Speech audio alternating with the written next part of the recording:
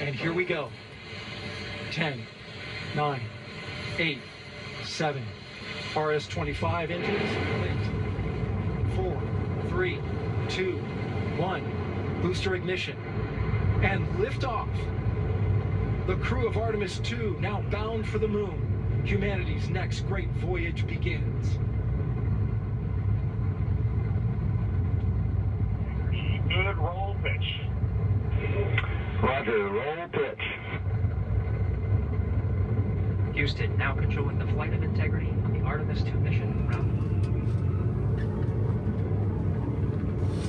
Integrity, AMT high.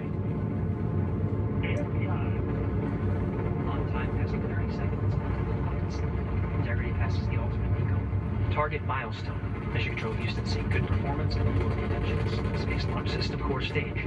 Integrity, 3 miles in altitude. Traveling more than 1,200 miles per hour.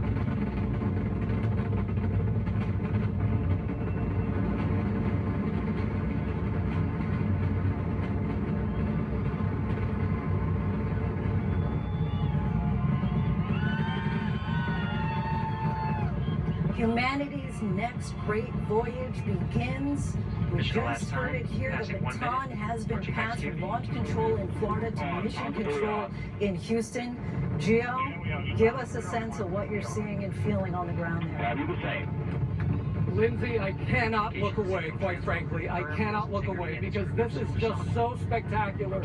You are talking about a spacecraft that has just made the entire ground here just shake. It vibrates up your body. I always tell people, make sure your feet are on the ground. Make sure that you are feeling it. And we are seeing a gorgeous, gorgeous liftoff here. There is not a cloud in the sky. All of Florida at this point should have been able to see that launch and still see this out in the sky, just as you're seeing it right there on TV right now. It's truly incredible. The sounds you feel, the emotion you feel as that vibration moves through your body. It's quite incredible, Lindsay. A mission with so much promise. You see the faces there, all eyes looking upward, capturing this moment. The rocket boosters are about to separate. They have just separated. What a day for humanity and space exploration, Dr. Oluseyi. Oh my goodness. I was holding my breath. I'm always both excited and scared during a launch. This is spectacular. I wish I was there. No one really expects to be able to bear witness to something like this. As I said earlier, if you're under the age of 55, you haven't seen it. What does it mean to you to see this? Well, this is a new frontier. We are now going back to that frontier of the moon. We are a new America. We are a new planet Earth. And now this is the next step. This is the very beginning. And hopefully this will become a common occurrence. 250,000-mile trip that they are about to take to get to the moon. Susan, give us a sense of your reaction here. I think it was picture perfect. It couldn't have been any better. They've still got a few minutes before main engine cutoff when they get into orbit. But so far, everything's looking perfect. And Dr. Ariane Anderson, I want to bring you in, if you can hear me. Give us a sense of the physiological changes that the crew is going through in this moment. We see the signal on board, Stan. And Houston has you loud and clear on Tigris at the common line. Back in their seats, which is part of the reason that they lay down flat when they load into the Orion capsule. And then once they reach that MECO, that main engine cutoff, they'll be waiting. Their bodies will start adapting over the next few hours and the next few days to be better prepared to live and work in space. And talk to us about the medical system that's on board Orion and the health medical research that they have. Well, first, I do want to take a listen in again.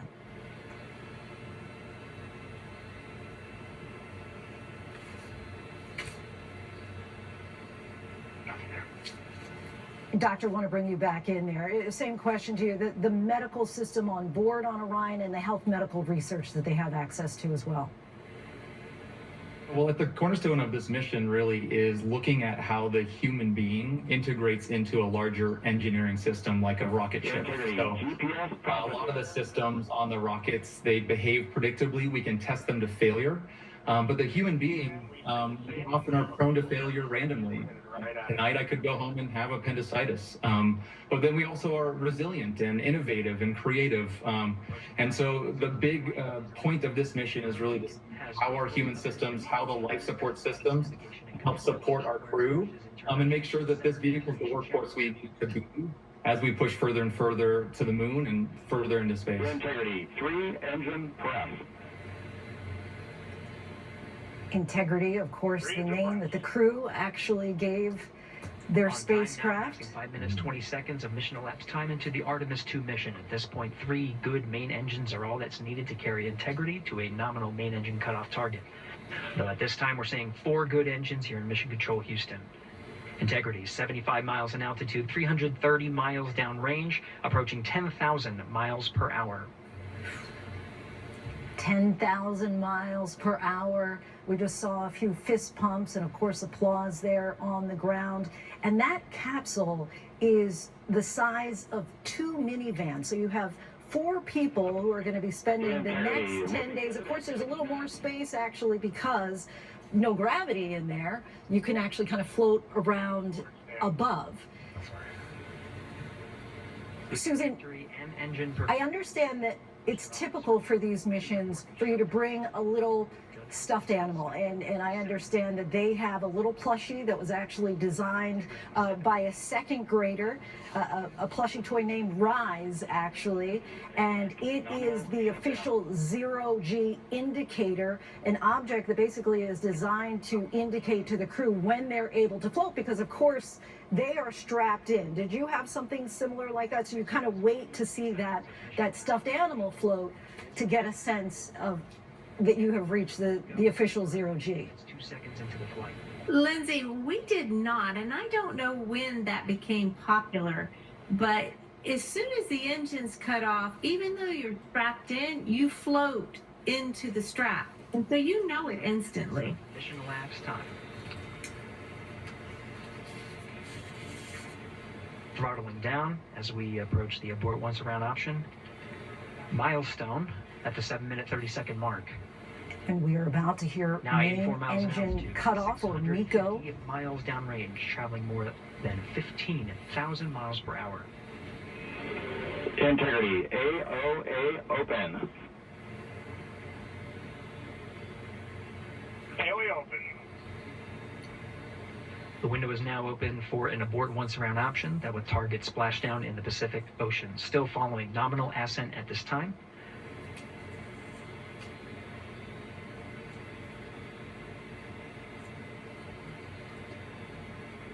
Dr. Oluche, give us an understanding of once About they 10 arrive seconds at the moon in several more days. Launch system core stage. As we're hearing now, they're about to have the engine cut off in 10 seconds. They may not even have to really use their engines, because a lot of this slingshot maneuver, as we're describing, a lot of it, the pull of the gravity from the moon will bring them back. Yes, when you are a physics student, sometimes you take a class called orbital mechanics. And what you learn is that motion in space is not like motion here on the surface of the Earth. You actually are doing orbits no matter where you're going. We see the same onboard, Stan. Listening in for the clues to see where we are right now. We have a nominal main engine cutoff heading in the right trajectory on the way to swing around the moon. Core stage has separated, done its job. The Space Launch System upper stage, the Inner Rim Cryogenic Propulsion Stage, or ICPS, still attached to the Orion spacecraft. As Susan, it sounds like this has been a textbook launch. Everything has gone exactly as planned. Reed Wiseman, Victor Glover, Christina Cook. That's exactly right, Lindsay. It was the textbook. beginning of their journey to the moon.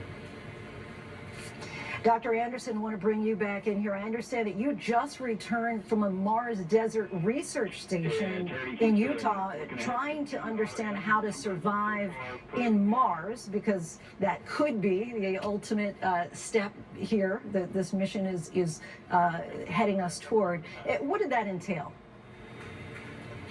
Yeah, so we have a course at the University of Colorado where we take engineering students and we teach them kind of the fundamentals of medicine and how that might apply in a spaceflight environment.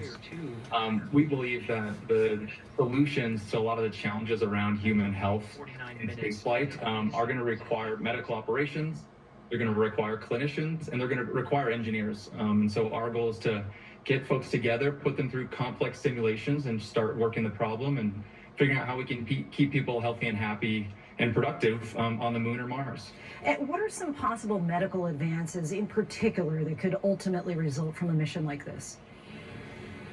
Yeah, certainly. I mean, I think we want to be sure that this vehicle performs the way we expect.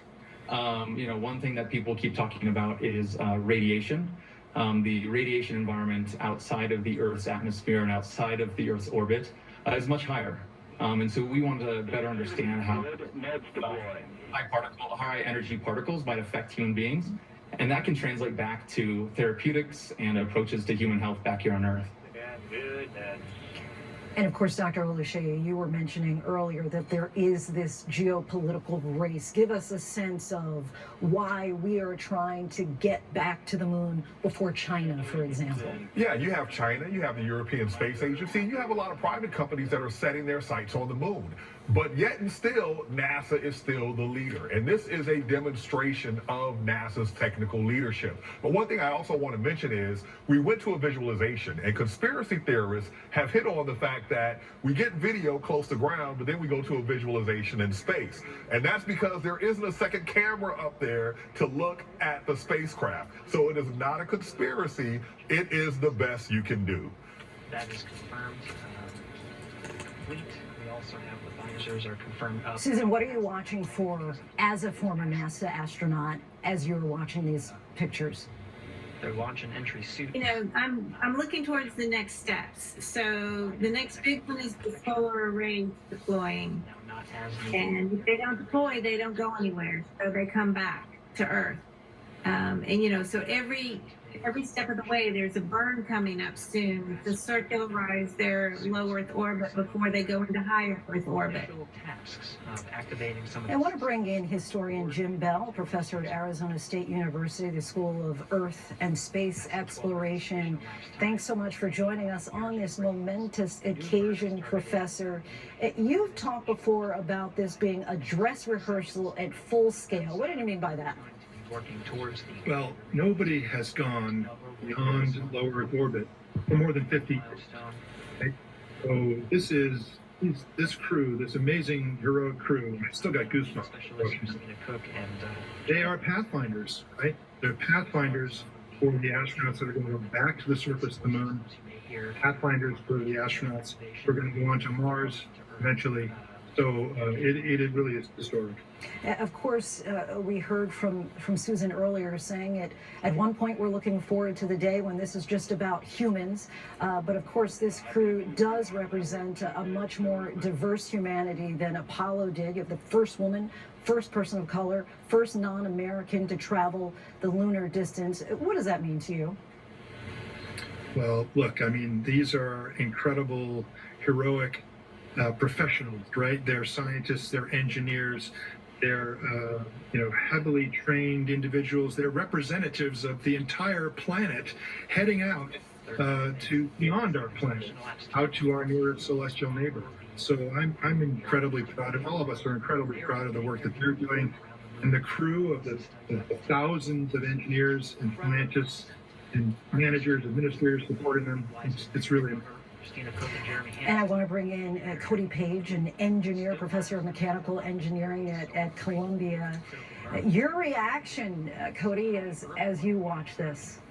I'm so inspired, tearing up. I feel like I'm witnessing history. This is such an exciting moment for all of us. I'm, as a woman in engineering and I'm a Canadian, I feel especially attached to the crew that's going, and just seeing this is incredible.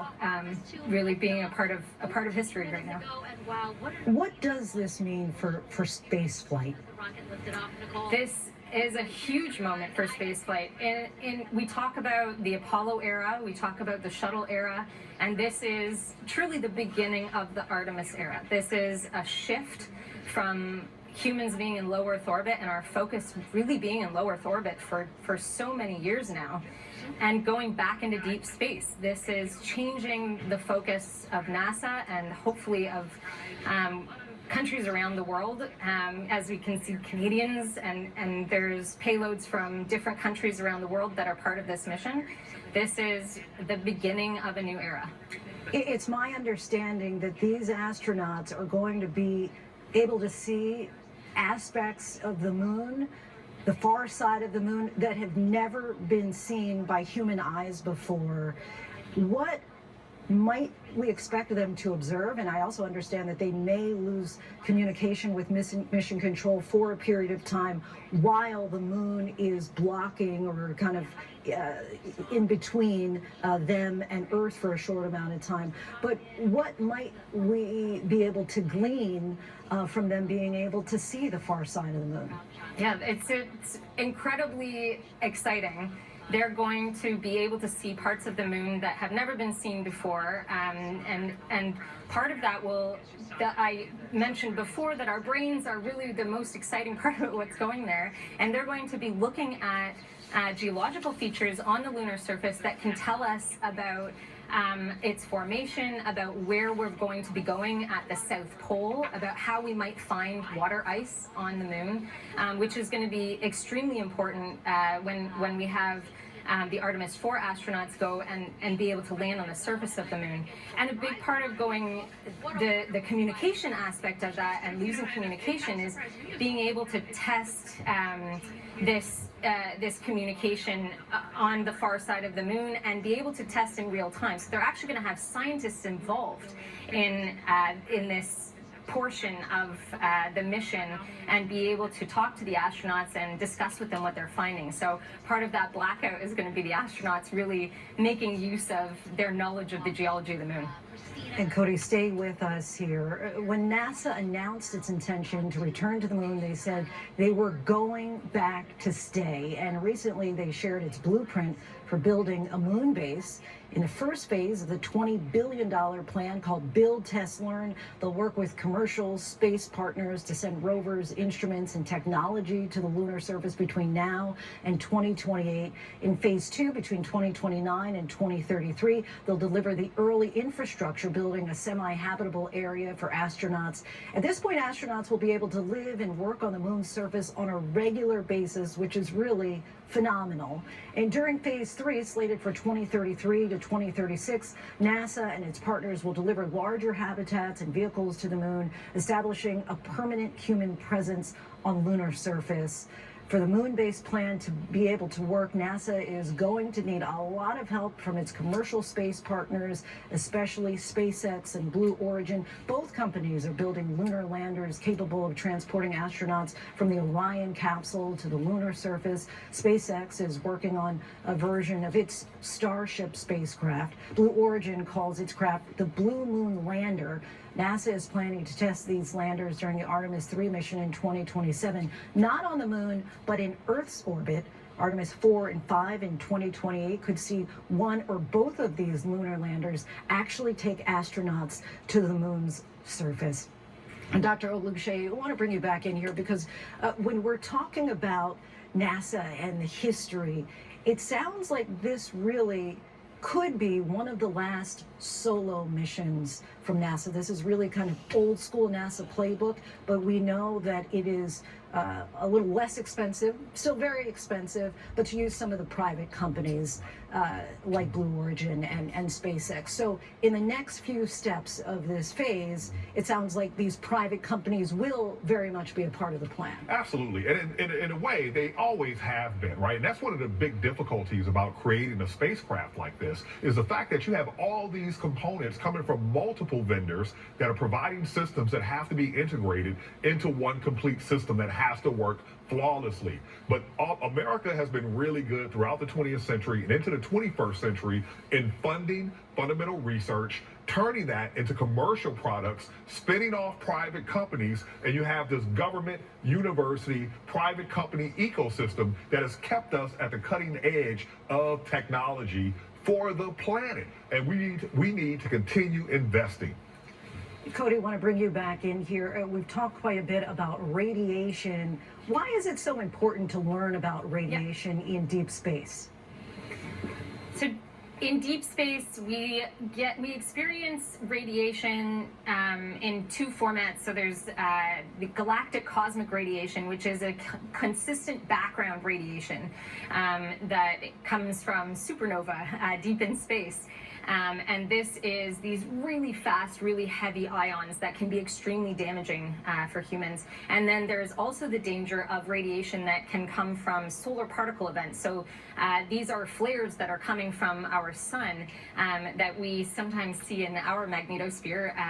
And these can be very dangerous. There were some Apollo missions that came very close to some solar particle events. So we want to better understand that radiation in deep space so that we can make sure that for future missions we're able to protect our astronauts from that radiation.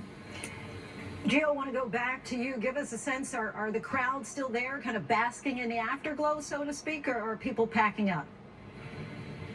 They're basking, but they're starting to get back to work because they were here working. But you know, Lindsay, it struck me as I was watching, all of our hearts were racing as we approached that final countdown. I'm sure that's what you felt too. And so I've asked astronauts, what is it that you're feeling in those final moments when you're there on that spaceship? And basically, I was trying to find out, how do you deal with all that stress? It could help all of us, right? And they basically say, you know what, Gio? We relax into it because we've prepared. And what we witnessed today here was that preparation to make history. We all witnessed that preparation. And Susan, I want to bring you back in here to give us a sense of why it's so important for humans rather than machines to take this voyage. You know, machines can do a lot, but they can't do everything. You know, back in the original Apollo days, machines could not have picked all the particular rocks per se. They, you know, so we need the people and the machines. There is a role for both. Dr. Olu, I've been seeing you kind of, you know, bouncing your knees around, went from maybe nerves to just excitement. How are you feeling going forward? Joy. I am feeling intense joy. I had some nervousness, I had some excitement, but now it's turned to joy. They're in orbit. The hardest, most dangerous part of the mission before re-entry is done. And now, you know, they're getting busy doing the science. I can only imagine how ecstatic they are on board. They have tasks to do. But when you're a scientist, when you're an engineer, you love doing that work. As a former Navy seaman, go Navy, right? We got half the crew is former Navy. And I understand, too, that Nat Geo was able to give the astronauts on board cameras, train them how to use cameras. This is the first time we're going to see smartphones in use inside that capsule. What kind of images? Because we all remember the black and white grainy images of the moon from more than 50 years ago. What kind of visuals will we be able to bring back 10 days from now? You'd be surprised, right? When I was at NASA, I managed a program out of Johnson Space Center where they were actually using the astronauts' own photographs through the window of the space shuttle in order to do science here on Earth. And now they're going to do the same thing for the moon. Dr. Olu, our thanks to you. Thank you, ma'am. To all who has been a part of our team and our crew here at ABC News, we thank you so much. Artemis 2 is now on its way. We will follow its journey and track every milestone. For now, we return you to your regular program.